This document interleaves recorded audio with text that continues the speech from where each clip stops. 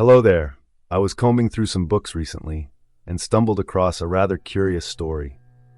The Masque of the Red Death by Edgar Allan Poe was first published in Graham's magazine in 1842. With COVID being rather recent history and watching how society as a whole responded to the pandemic, this story is just as relevant today as when it was written. Sit back and listen as I narrate this classic horror literature. When a terrible plague ravages his country, Prince Prospero summons all of his friends together within the walls of a fortress-like abbey, where they hope to live in safety until the plague has passed. The Red Death had long devastated the country. No pestilence had ever been so fatal or so hideous. Blood was its avatar and its seal, the redness and the horror of blood. There were sharp pains and sudden dizziness, and then profuse bleeding at the pores with dissolution. The scarlet stains upon the body and especially upon the face of the victim were the pest ban which shut him out from the aid and from the sympathy of his fellow men. And the whole seizure, progress, and termination of the disease were the incidents of half an hour. But the Prince Prospero was happy and dauntless and sagacious. When his dominions were half depopulated, he summoned to his presence 1,000 hale and light-hearted friends from among the knights and dames of his court, and with these retired to the deep seclusion of one of his castellated abbeys. This was an extensive and magnificent structure, the creation of the prince's own eccentric yet august taste. A strong and lofty wall girdled it in. This wall had gates of iron. The courtiers, having entered, brought furnaces and massy hammers and welded the bolts. They resolved to leave means neither of ingress or egress to the sudden impulses of despair or of frenzy from within. The abbey was amply provisioned. With such precautions, the courtiers might bid defiance to contagion. The external world could take care of itself. In the meantime, it was folly to grieve or to think. The prince had provided all the appliances of pleasure. There were buffoons, there were improvisatori, there were ballet dancers, there were musicians, there was beauty, there was wine. All these and security were within. Without was the Red Death. It was toward the close of the 5th or 6th month of his seclusion, and while the pestilence raged most furiously abroad, that the Prince Prospero entertained his 1,000 friends at a masked ball of the most unusual magnificence. It was a voluptuous scene, that masquerade. But first let me tell of the rooms in which it was held. There were 7 an imperial suite. In many palaces, however, such suites form a long and straight vista, while the folding doors slide back nearly to the walls on either hand, so that the view of the whole extent is scarcely impeded. Here the case was very different, as might have been expected from the Duke's love of the bizarre. The apartments were so irregularly disposed that the vision embraced but little more than one at a time. There was a sharp turn at every 20 or 30 yards, and at each turn a novel effect. To the right and left, in the middle of each wall, a tall and narrow Gothic window looked out upon a closed corridor, which pursued the windings of the suite. These windows were of stained glass, whose color varied in accordance with the prevailing hue of the decorations of the chamber into which it opened. That at the eastern extremity was hung, for example, in blue, and vividly blue were its windows. The second chamber was purple in its ornaments and tapestries, and here the panes were purple. The third was green throughout, and so were the casements. The fourth was furnished and lighted with orange, the fifth with white, the sixth with violet.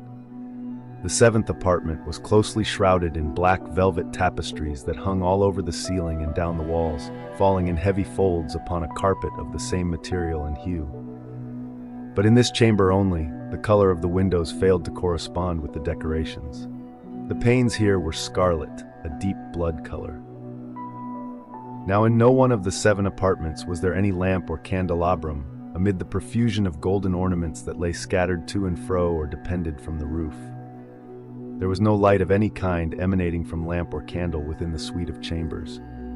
But in the corridors that followed the suite, there stood, opposite to each window, a heavy tripod, bearing a brazier of fire that protected its rays through the tinted glass, and so glaringly illumined the room. And thus were produced a multitude of gaudy and fantastic appearances.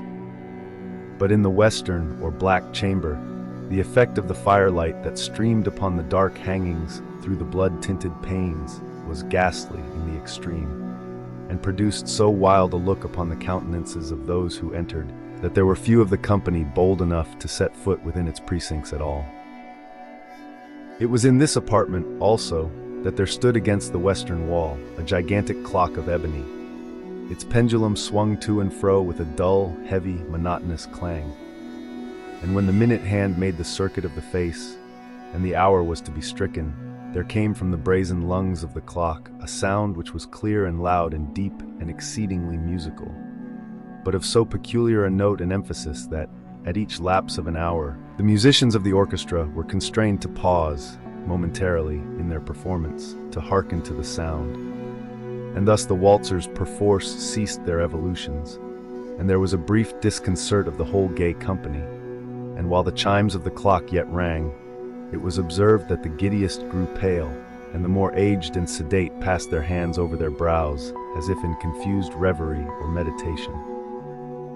But when the echoes had fully ceased, a light laughter at once pervaded the assembly.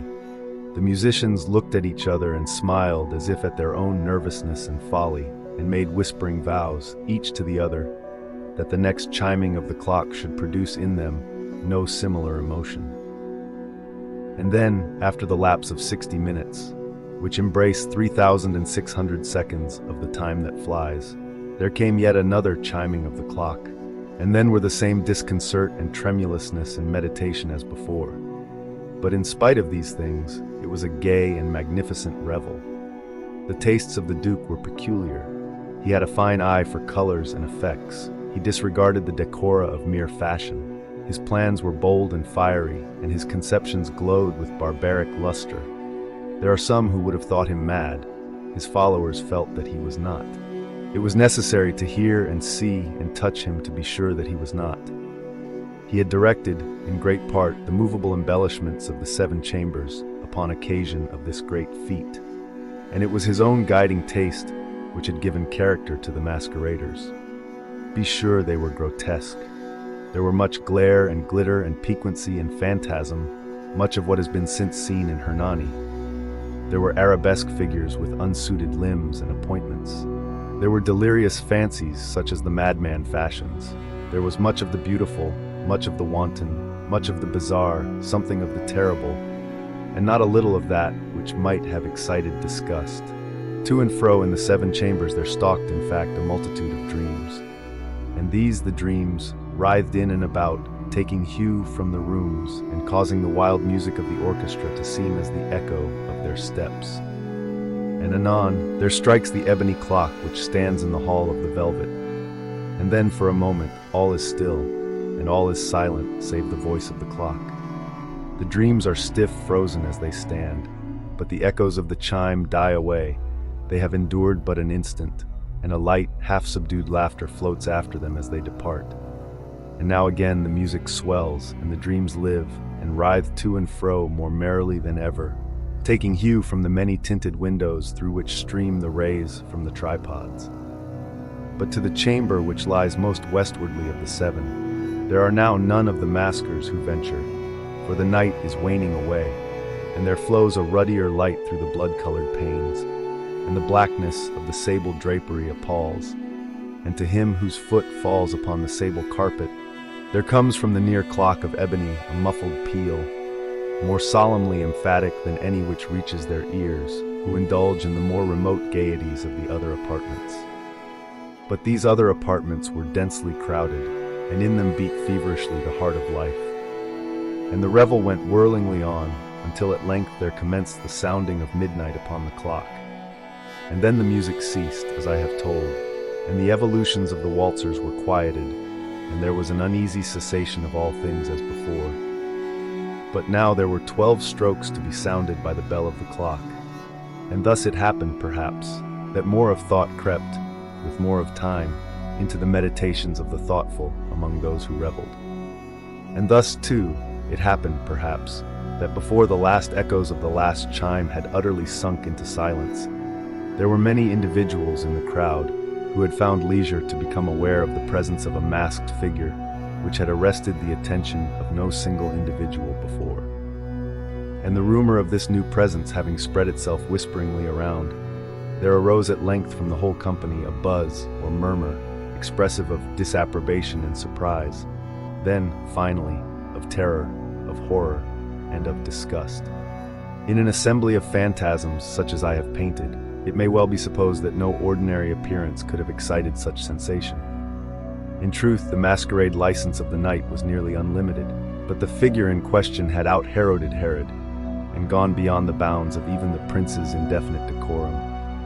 There are chords in the hearts of the most reckless which cannot be touched without emotion.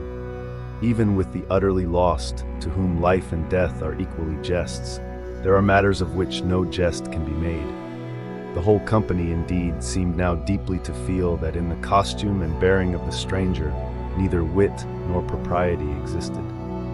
The figure was tall and gaunt, and shrouded from head to foot in the habiliments of the grave. The mask which concealed the visage was made so nearly to resemble the countenance of a stiffened corpse that the closest scrutiny must have had difficulty in detecting the cheat. And yet all this might have been endured, if not approved, by the mad revelers around. But the mummer had gone so far as to assume the type of the Red Death. His vesture was dabbled in blood, and his broad brow, with all the features of the face, was besprinkled with the scarlet horror. When the eyes of Prince Prospero fell upon this spectral image, which with a slow and solemn movement, as if more fully to sustain its role, stalked to and fro among the waltzers, he was seen to be convulsed, in the first moment with a strong shudder either of terror or distaste, but in the next, his brow reddened with rage. "Who dares?" he demanded hoarsely of the courtiers who stood near him. "Who dares insult us with this blasphemous mockery? Seize him and unmask him, that we may know whom we have to hang at sunrise from the battlements." It was in the eastern or blue chamber in which stood the Prince Prospero as he uttered these words. They rang throughout the 7 rooms loudly and clearly, for the prince was a bold and robust man, and the music had become hushed at the waving of his hand. It was in the blue room where stood the prince, with a group of pale courtiers by his side.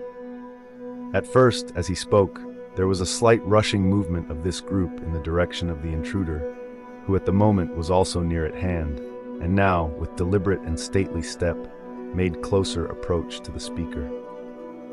But from a certain nameless awe with which the mad assumptions of the mummer had inspired the whole party, there were found none who put forth hand to seize him, so that, unimpeded, he passed within a yard of the prince's person. And while the vast assembly, as if with one impulse, shrank from the centers of the rooms to the walls, he made his way uninterruptedly, but with the same solemn and measured step which had distinguished him from the first, through the blue chamber to the purple, through the purple to the green, through the green to the orange, through this again to the white, and even thence to the violet, ere a decided movement had been made to arrest him. It was then, however, that the Prince Prospero, maddening with rage and the shame of his own momentary cowardice, rushed hurriedly through the 6 chambers, while none followed him on account of a deadly terror that had seized upon all.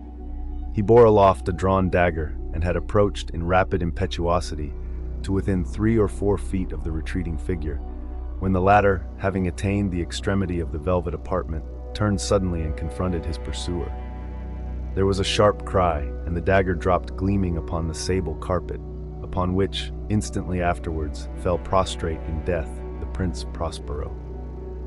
Then, summoning the wild courage of despair, a throng of the revelers at once threw themselves into the black apartment, and, seizing the mummer, whose tall figure stood erect and motionless within the shadow of the ebony clock, gasped in unutterable horror at finding the grave cerements and corpse-like mask which they handled with so violent a rudeness, untenanted by any tangible form. And now was acknowledged the presence of the Red Death. He had come like a thief in the night. And one by one dropped the revelers in the blood-bedewed halls of their revel, and died each in the despairing posture of his fall. And the life of the ebony clock went out with that of the last of the gay, and the flames of the tripods expired, and darkness and decay and the Red Death held illimitable dominion over all. Thank you for watching. If you enjoyed my narration of this classic horror story, then please leave a like or comment. I make videos on multiple topics, so if you want to see something different, Check out my other videos, and don't forget to subscribe.